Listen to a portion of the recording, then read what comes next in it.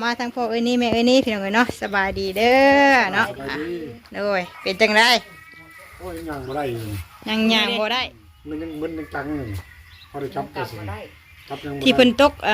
บันไดตอนที่เฮาเกี่ยวข้าวนั่นแหละพี่น้องเอ้ยบ้านเฮากระเป๋าเนาะเป่าทางไหนให้เป่าน้ำมูอยู่บ้านน้อยแล้วมันครบกว่าไว้นี่เพิ่นมาเป่าตั้งค่ายเพิ่นบ่เพิ่นกับไปสมบาวเฮาดีเศร้าเลยไปสมมานี่คือว่ามีผังเค็มเนาะผังเค็มบ่ผังเค็มได้10มื้อพอมันติเส้นบ่ติงเลยเส้นบ่ติงในผังเค็มมันก็สามารถติงได้เอาผังจักเทื่อผัง10เข็มสิ10บ่กว่าละ10มื้อแต่10มื้อผังเทื่อนึงมื้อละเทื่อมื้อละเทื่อผัง10มื้อผังใน10มื้อได้ยาเอาคือยาเงินบ่พอเขามันแบบว่าได้แพงบ่มื้อนึงเท่าไหร่มื้อนึงเขาไล่คันว่าบ่แม่นมาพวกนั้น4,500มื้อนึง4,500อ๋อถือว่าแพงแน่เนาะ4,500เลยเนาะพี่น้องเลยเนาะเปิดคลิปเปิดภาพออกมามื้อนี้ก็พามาทางเพื่อนแม่น้องนี่พี่น้องเลยเนาะเปิดหูเปิดตาแน่เนาะมาพบมาพอกันทางเพื่อนแม่น้องนี่เนาะแต่ว่าอันนี้บ่แม่นได้พี่น้องเลยเนาะสีบินข้างนั่นเนาะมาทางพี่มื้อนี้พี่น้องเปลี่ยนที่แน่เนาะหลังจากที่อยู่แต่หันแม่น้องเชอเนาะแล้วก็มาอยู่ทางเพื่อนเฮาเนาะมามื้อนี้ก็สิพามาเพื่อนแม่น้องนี่พี่น้องเลยเนาะมาเบิ่งอาการของพ่อน้องนี่ได้ก่อนว่าเป็นจังไดเนาะเพราะว่าในแต่มือผูกแขนพี่น้องเลยเนาะมือผูกแขนเพิ่นมาเฮือนนั่นแหละเนาะที่เพิ่นตกบันไดน่ะเนาะมาเฮือนผูกแขนแล้วก็ยังบ่ได้มาเยี่ยมเพิ่นเลยพี่น้องเลยเนาะหลายมื้อเติบแล้วเนาะมามื้อนี้ก็สิพาพี่พาน้องมาอัปเดตอาการเพิ่นเลยว่าเป็นจังไดพี่น้องเลยเนาะมาก็มีคนเฮ็ดดงเฮ็ดใดเพิ่นสิแซวอยู่พี่น้องเอ้ยพุ่นน่ะหลังจากที่ว่าเคยเป็นสร้างใดเนาะแต่ก่อนแต่เก่าก็เป็นสร้างใดเพิ่นก็แปลงดงแปลงใดแบบนี้แหละพี่น้องเอ้ยหาอยู่หากินตามบ้านเฮาเนาะเป็นสร้างว่าท่านต้องเป็นสร้างประจำหมู่บ้านเฮาเองนี่แหละเนาะมามื้อนี้ก็โหเพิ่นเฮ็ดบ่ได้พี่น้องเอ้ยก็เลยหาหมู่หาพวกมาเฮ็ดให้เพิ่นเนาะน้ำใดบ่ขึ้นซั่นน่ะมาก็เห็นเพิ่นเฮ็ดจะแซวอยู่เนาะเอามาฮอดแล้วก็บ่ลายใหญ่ห้างพี่น้องเอ้ยเนาะก่อนอื่นกันทักทายสบายดีกันอีกเทื่อหนึ่งเด้อพี่น้องเด้อเนาะมาพบมาพอกันมื้อนี้กสิพาไปหาพ่อน้องนี่เนาะไปเบิ่งว่าเป็นจังใดน้ำแน่พี่น้องเลยเนาะไปทางเฮือนเพิ่นเลยเนาะโอ้สร้างเก่าพลึกว่าสร้างเนาะโอ้อันนี้คือเป็นเฮือนของน้องนี่พี่น้องเลยเนาะเฮือนยังบ่ทันแล้วเนาะเฮือนซานมาพ่อพอดีเพิ่นเฮ็ดใดเนาะทางเพิ่นหาญาติพี่น้องเพิ่นมาเฮ็ดใดให้เนาะ มาเบิ่งใดเพิ่นเพใดน้ำบุขึ้นมากับเอ้ยคิมพี่น้องเลยเนาะมาเพื่อนเมย์เอ้ยนี่แหละเนาะถูกยังนั่งรถเข็นอยู่พี่น้องเลยไปมาส่งเสาพอดีเบิ่งงัวเขากินผักเบิดแดดยังบ่เมื่อเบิ่งอยู่เนาะยังบอนฮอดเมื่อเบิ่งอยู่นี่พักอันงัวเข่าสวนพักแต่เศร้าคุณคิมไล่อยู่คนเดียวไปขึ้นหาพ่อมายังต้มยังนี่ต้นห่อนหนึ่งเดี๋ยวผ้าเมื่อผ้าเมื่อแล้วนี่เนาะต้มน้ำห่อนอันบ่ต้นห่อนห่มเล่าหัวเนาะว่าอะไรกันยังเป็นแต่ห่มแต่ยังยี่บ่เนาะมาทางพ่อเอ้ยนี่แม่เอ้ยนี่พี่น้องเอ้ยเนาะสบายดีเด้อเนาะโดยเป็นจังไดโอ้ยยังบ่ได้ยังบ่ได้ยังเป็นไหลเตี้ยอยู่มือเด้มันยังตังอยู่พอได้จับก็สิจับยังที่เพิ่นตกบันไดตอนที่เฮาเกี่ยวข้าวนั่นแหละพี่น้องเอ้ยเนาะได้จักเดือนเลย2 เดือนปลายบ่3 เดือนนี่แหละ3 เดือนนี่เนาะตอนที่3 เดือนเต็มโอ้ใกล้แล้วพี่น้องเอ้ยใกล้สิได้3 เดือนนั่นแหละมากะว่าตกค่อยๆหากว่าคือบ่ค่อยเนาะจักเป็นไว้ได้จนว่าสูงนะเพียงหน้าผามันตกบ่ถึงหม่องมันเนาะก็คือที่เคยเว้าให้ฟังในคลิปที่ถามน้องนี้บ่อยๆให้ได้พี่น้องเอ้ยเนาะมาตอนนี้ก็3 เดือนยังบ่ได้อยู่ฮอดวันที่25บ่ฮ วันที่25แม่น3เดือนเนาะโอ้จนได้3เดือนพี่น้องเอ้ย เริ่มทิ้งได้ หากะแต่ว่ายังย่างบ่ได้เนาะ ยังบ่ได้ มือก็ยัง จับยังบ่ได้จะได้ตี ติงได้ยังป้อนอยู่เมียเพิ่นก็ว่ายังป้อนข้าวอยู่เนาะยัง มันซาวตัว หางย่อตีย่อมือนี่ย่อได้เนาะ ยังได้ยังบ่ได้ ย่อได้ย่างบ่ได้ยังใส่รถเข็นพี่น้องเอ้ยเนาะทางพ่อเอ้ยนี่ ลูกนั่งก็ยังบ่ได้มันจะส้มเอา ส้มเอาส้มนั่งส้มไปส้มมาป้อนข้าวป้อนน้ำเมียเพิ่นว่าเนาะอันนี้เฮาย่างบ่ได้เป่าบ่ได้หยังบ่หรือว่ายาอะไรบ่ได้ดัง เป่ากับบ้ามือเป่าเอา เพิ่นยังเป่าอยู่บ่ซักหืดซักยา สักยาเอา ซักอยู่บ่ซักอยู่ติซักยาไม่แห้งบ่ สมบูรณ์เสร็จ เพราะว่าเส้นเฮายังนั่นเนาะ จะเป็น คือว่าช่องสีย่างได้แท้เพราะว่าเป็นแบบแข้งค่ะติงได้เบิด ลูกพัดลอย ยังย่างบ่ได้พี่น้องเว้ยเนาะได้ฮอดวันที่25นี่แม่น3 เดือน3 เดือนเต็มเนาะหาก็ได้2 เดือนไปที่ทางพ่อน้องนี่เพิ่นตกบันไดใน2 เดือนก่อนเนาะยังย่างบ่ได้อยู่ยังเพิ่งตัวเองบ่ได้ว่าซั่นซะเนาะยังช่วยเหลือตัวเองบ่ได้ยังป้อนข้าว กินน้ำกับป้อน กินน้ำกระป้อนกินข้าวกระป้อนเนาะแล้วก็ย่างต้องจมลูกจมย่างเนาะ ได้ดังเข็มนี่แหละได้ทีละ ค่อยเป็นค่อยไปเนาะตะกี้ก็คิดว่าสิบ่ขนาดนี้นะคิดว่าสิบ่ย่างบ่ซ้ำนี่นะคิดว่าง่ายๆคิดว่ายังสิย่างบ่ได้ประมาณตีได้กับข้อสิ ติงได้แต่หัวว่าซั่นเนาะค่าข้อขึ้นไปแม่นได้มาส่วนล่างแม่นสมอยเลยเนาะตะกี้แต่ก่อนคิดว่าสิบ่ปานนี้ผู้ใดถือว่ามาซ้ำนี่ก็ดีนั่นแหละก็ต้องเฮาต้องคอยเศร้าไปเนาะเพราะว่ามันถึกเส้นที่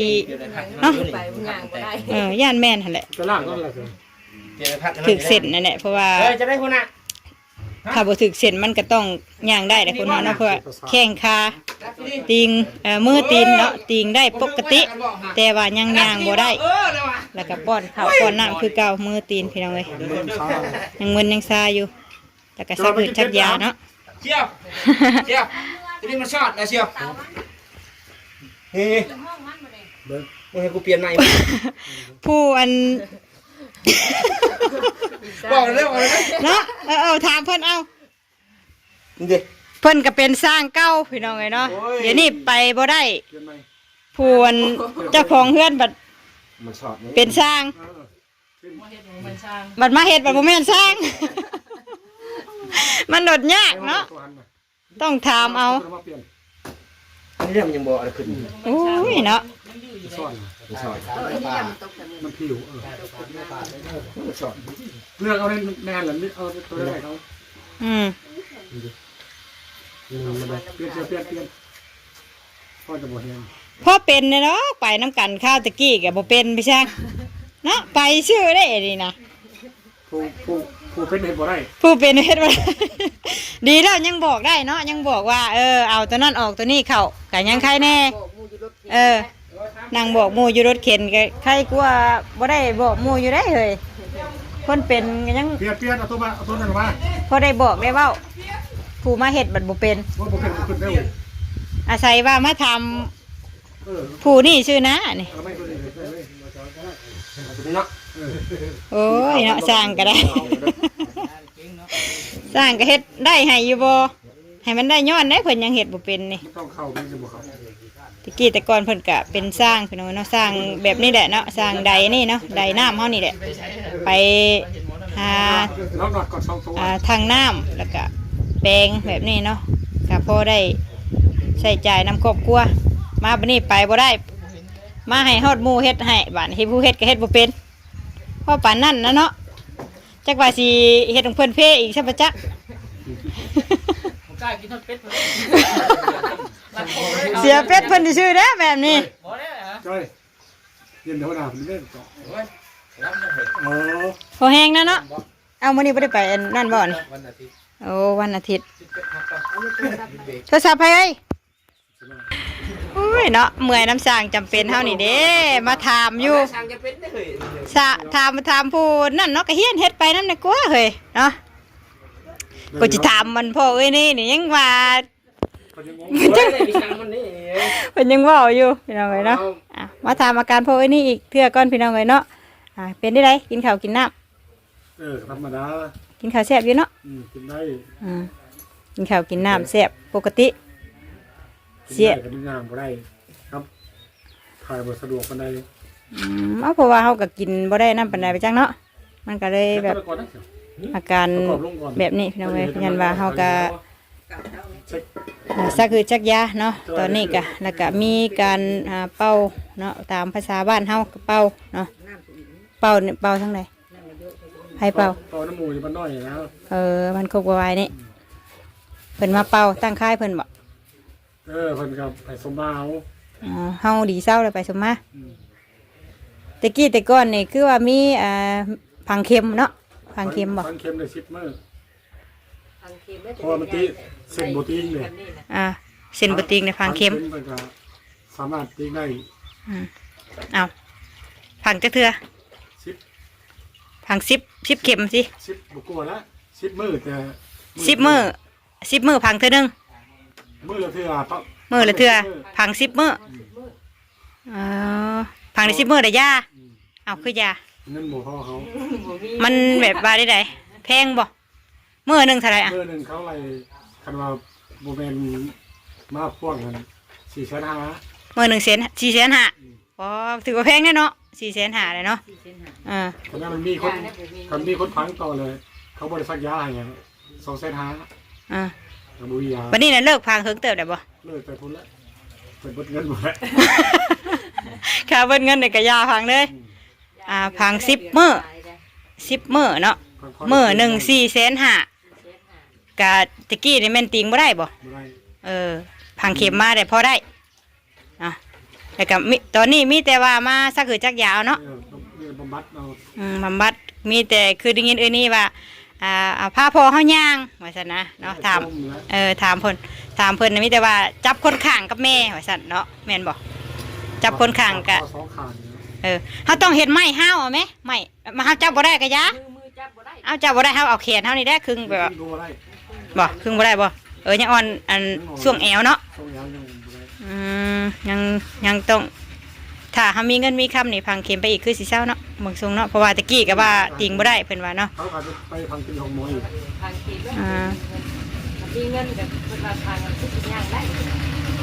แม่นได้เนาะเพราะว่าพังเฮาเป็นนักว่าซั่นๆเนาะพังได้10มื้อ รถจนไปเอาหมกเอา มาอมน้ำพอดเลยไม่เอา ไปมุกกลับมาเนาะตอนนั้นเนาะเพราะว่า เรื่องระบบผ่าตัดแต่มีเงินผ่า ไปใส่ผ้ากับคันผ้ากับ50เนาะเพิ่นว่าตะกี้เนาะว่าสิดีสิเศร้านะเนาะช่วงนั้นก็แม่นพี่น้องเอ้ยทางอันเพิ่นก็ได้ไปข้ามไปเนาะแต่แรกๆพุ่นแหละเนาะข้ามไป2-3 มื้อนี่บ่เนาะ เดือนนึงก็มื้อนึง แล้วก็ 2 มื้อเนาะ เพิ่นให้อันผ่าตัดเนาะแล้วก็มีอันแบบว่าหยังอันเพิ่นเอิ้นหยังค่า ทำเล็ก ใส่เล็กใส่ลามันเนาะแพงเนาะ ใช้โมบาย ว้า ว่าได้หลักแสนเนาะก็อยากย่อมคือกันแน่บ่ว่าแต่ขายได้เฮ้ยกับเอา 4-5 หมื่นเลย โอ้เนาะก็เฮาบัดอยู่บ่ได้ไปหาเงินหาคำเนาะอยู่แต่น้ำบ้านน้ำเพื่อนบัดจักคุมหาใส่แต่ละมื้อมีแต่ขายข้าวขายน้ำ ขายข้าวกับที่เบิดแล้ว ขายได้เลยติตะกี้แต่ก่อนยังว่าเพิ่นหาเนาะมาวันนี้ว่า เปิดหา ไปบ่ได้พอได้ขายแต่ข้าวซื้อยาสัพพอดีแล้วเนาะทางมีพ่อฮักพี่น้องเอ้ยเนาะพ่อฮักเพิ่นพ่อใจดีเพิ่นไปซั่นๆเนาะอยู่ทางประเทศไทยพุ่นแหละเนาะได้ฝากเงินมาให้น้องนี่เนาะแล้วก็น้องครีมน้ำแน่น้องซิมมี่น้ำแน่เนาะก็พอดีแหละให้เพิ่นให้พ่อไปซื้อยามาซักยาเลยนี่เอ้ย เนาะเดี๋ยวป้าสิเอาให้เลยเนาะขึ้นมาพี่ลูกเดี๋ยวซิมี่เดี๋ยวเสียมือให้น้ำลังเนาะถ้าจิมาให้เอ้ยครีมกับเอ้ยนี่ก่อนเนาะอันนี้คือเงินทางพ่อเพิ่นเนาะนางน้องหนูล่ะสิได้ให้น้องนี่เนาะมอบให้น้องนี่เนาะในราคา1,000เราไป1,000 บาทเนาะให้น้องนี่โดยเนาะก็พอดีให้น้องนี่ไปซื้อยามาซักยาให้พ่อนี่แหละเนาะ มาเห็นอาการพ่อเล่าแต่กับเพิ่นว่ายังสักคือชักยาอยู่พี่น้องเอ้ยเนาะยัง อันนี้ของน้องคิมเนาะคนละพันเนาะซิมี่1,000เนาะแต่ซิมี่เดียวสิเมื่อให้ตามรังเนาะทางพ่อเห็นว่าโอ้ยน้องนี่เป็นได้ไปสันเนาะอาการคือแบบว่าหน้าตาคือแบบทรงแบบว่าอะไรยังเป็นอะไรซึมเศร้าสันนะว่าซึมเศร้าอีได้นอนนี่ พ่อกับว่าเศร้าจักเทื่อเนาะเงินขายข่าวมากกับชื่อตยาพ่อสิได้ยันซื้อหยังกับบ่ได้ติเยอะเนาะเห็นได้พอดีพอเศร้าแล้วก็จังนั่นเนาะจังซื้ออีกเท่านึงบ่ยากพอหาได้ไปเป็นก็พอได้ซื้อได้แลกน้ำบ้านน้ำเมืองตอนนี้ก็ยังกำลังบำบัดอยู่หน่อยเนาะช่วยไปย่างมาเนาะบ่อันนั้นด้วยเนาะมีแต่ให้ทางน้องคิมกับน้องนี่เนาะขอบมกขอบใจทางพ่อเพิ่นแน่เนาะโดย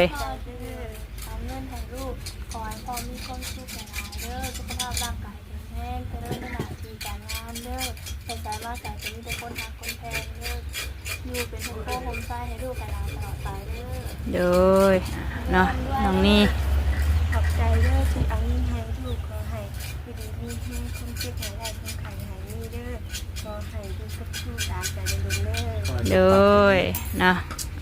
ได้ครบหน้าตัวตากันพี่น้องเนาะก็ขอขอบคุณทางพ่อเพิ่นเนาะที่ส่งเงินให้ลูกหลานเนาะพอได้ซื้อได้ใจตามทางบ้านทางเมืองเฮานี่แหละเนาะอย่างเช่นเฮ็ดถนนหนทางเนาะกายมาเมื่อกี้นี่ก็ยังเฮ็ดหนทางอยู่เนาะอยู่ทางหันแม่น้องเชอเนาะก็ยังบ่ทันได้หากะมารอบเช้าเนาะยังรอบอีกรอบ2ยังรอบ2คือสิเป็น2รอบเนาะต่อมื้อนึงว่าเห็นเทแล้วมื้อเช้านี่รอบ1รอบที่2ยังบ่ทันมาบ่คือสิสวยเติบว่านี่ได้เนาะกับประมาณนี้พี่น้องเนาะเดี๋ยวเมื่อหาซิมี่อยู่เพื่อนเนาะไปลงเลยเนาะตัดภาพมาทางครัวเขาพี่บะเนี่ยหลังจากที่มาจากเพื่อนแม่ตรงนี้เนาะมาหาซิมี่พอว่าอยู่ทางนี้ยังลูกนะกินข้าวสบายดีกินข้าวกับยังต้องผักครับสมพักแม่น้องเตอร์เอามาเมื่อเช้าพี่น้องเลยเนาะอิ่มเลยน้องยังมาทานอิ่มมีคือพวกมากินน้ำเอื้อยสะดวกนะไม่ยากมีก็มาดิดน้ำอยู่มีโมดิดน้ำอยู่พอดีเลยซะเนาะพ่อซิมี่แล้วก็สิเอาเงินให้ซิมี่เลยพี่น้องเลยเนาะเงินพ่อเพิ่นฝากเงินมาให้พ่อฝากเงินมาให้ซิมี่ฝากเงินได้ดักเย้ดีใจเด้ดีใจปะเอาจะซื้อเค้กยังไงเค้กยอเกิดวันที่27ไก่สิมาแล้วแม่นจะบอกแม่นจะบอกก็ได้พูละ1,000เท่าไหร่พี่น้องเนาะคือให้น้องคิม1,000แล้วเนาะแล้วก็มาให้น้องนี่อีก1,000เนาะทางซิมี่ก็ได้1,000คือกันแต่ว่าได้ซ้ำนี่ด้วยดีใจซ้ำนี่ก็ได้คือกันดิซ้ำนี่เหลืออยู่500เนาะทางพ่อไปเอาเนาะไปเอาเงินมาแล้วก็เพิ่นก็รัดเก็บเงินอยู่ทางเพิ่นว่าเนาะก็เลยเอาเงินส่วน500ไปใส่ตื้มกับของพ่อพี่น้องเนาะไปให้ค่าทางเนาะก็เลยพ่อให้เพิ่นแล้วบาทนี้พี่น้องเนาะเอาเงินของซิมมี่ซ้ำนี่กันเนาะเอาให้ซิมมี่500ทั้งที่พ่อเพิ่นให้ซิมมี่1,000เนาะแต่ว่าทางลุงใหญ่เพิ่นไปเอาเงินมาบัดเพิ่นรัดเก็บอยู่ทางเพิ่นว่าเนาะทางลุงใหญ่ไปรัดเก็บอยู่ทางก็เลยขอยืมเงินลูกก่อนทั้งที่พ่อน่ะเพิ่นเอาให้1,000เด้อลูกเด้อพ่อเอาให้1,000เป็นยังได้แค่นี้ก็ดีอยู่ดีบ่ดีอันนั้นก็ซอยแม่ก่อนเดี๋ยวแม่สิออกให้น้ำรางบัดไม่มีให้ได้เอาไปเลยเอาไปเลยเอาแค่นี้พอได้ซื้อเค้กอยู่เฮากะยังที่ซื้อเค้กอีกเลยซื้อเค้กงามให้มันฮอดบ่ทันได้เด้อให้มันฮอดมันเกิดเด้อเฮาโฮมเงินเมียนอยู่ในกระปุกหมูถ้าจะได้ซื้อเค้ก2ก่อนเลยขอบคุณพ่อเพิ่นแน่ซะขอบใจเด้อพ่อที่ฝากเงินมาให้น้องซิมี่กะจะเอาไปใช้จ่ายอย่างดีเนาะขอให้พ่ออยู่ดีมีแห้งให้ร่ำให้รวยสุขภาพดีแข็งแรงได้ใช้ก็มีทุกคนทักคนแพงเด้อสาธุเด้อเนาะซิมี่ก็ได้ไปแล้วพี่น้องเนาะได้1,000คือกันเนาะแต่ว่าทางพ่อเพิ่นยืมไปก่อนเนาะเดี๋ยวจังอันนี้ไปซื้อเค้กเนะไว้แล้วทางนี้เค้กโดยซื้อเค้กก็ซื้อเค้กแม่เฮา41 ปีอะได้41 ปีนี้บ่โดย41 ปีนี้เพิ่นหมายไว้แล้วสปาลุงเลยเนาะ ไปซื้อเค้กเพิ่นว่าพอดีได้ไปซื้อได้เงินซื้อเค้กแล้วเพิ่นว่าเนาะ ไม่ต้องขอเลยว่า ฮ่าข้างนี้น้องนะขอนะกลัวว่ะ จะดีตัวกูละ ขอนะกลัวว่ะน้องว่าขอได้เอ้ยว่าไว้ซื้อเค้กว่าซื้อเค้กวันเกิด เค้ อ่ะ กวันเกิดกันไหมกันสิฮอดอ่ะวันที่ชัดเจนเนี่ย ฮ่า จังหวะก็วันเกิดกันอีก ฮ่าทั้งหน่อยกับมันเกิดได้มีมื้อได้มันเกิดได้มีน่ะอันวันที่20มีน่ะ วันเกิด ใกล้สิฮอดแล้ว ที่เก้า วันที่20มีเนาะ27จะ7ซิมพอดีมื้อห่อก็ต้มเพื่อนพ่อแขกพอดีพี่น้องเอ้ยเนาะเป็นมื้อวันเกิดของซิมี่ แล้วขอตักตรงคำได้บักถ้าอยากส่วนมุมมาหลาย โอ้ย เงินอันนี้สิซื้อเค้กน่าจะก้อนนี่ได้ว่า2ก้อน ๆได้ โอเคจ้าพี่น้องไว้เนาะก็ขอขอบคุณขอบคุณเด้อทางพ่อเพิ่นเนาะที่ฝากเงินมาให้ลูกให้หลานเนาะที่บ่ลืมลูกลืมหลานให้ตลอดมาพี่น้องไว้เนาะก็ขอขอบคุณขอบคุณทางพ่อเพิ่นขอให้พ่อเพิ่นอยู่ดีมีแฮงเนาะเจ็บจะได้ไข้จะมีพบเจอแต่สิ่งดีๆร่ำรวยเด้อเนาะ โดยสาธุ โดยไปแล้วซะเนาะก็ประมาณนี้พี่น้องไว้เนาะ เค้กแล้ว โอ้ยยังไม่ได้เอาทั่วอยู่ปลาดูไหมขอบคุณเนาะสำหรับพี่น้องเบัดสุขุสุขคนพี่น้องเลยเนาะสำหรับคลิปนี้กะ 300,000 ลาพี่ลาน้องแล้วเนาะ300,000แล้วด้วยเดียวกะไม่ได้จังจิตื้มมาอีกดอกก็ได้1,000คือกัน อันนี้ก็ได้ นี่ก็ได้โอเคสำหรับคลิปนี้ลาพี่ลาน้องแล้วเนาะสบายดีกันเบิดสุขุสุขคนเด้อพี่น้องเด้อเนาะโอ้ยไปแล้วเอากินข้าว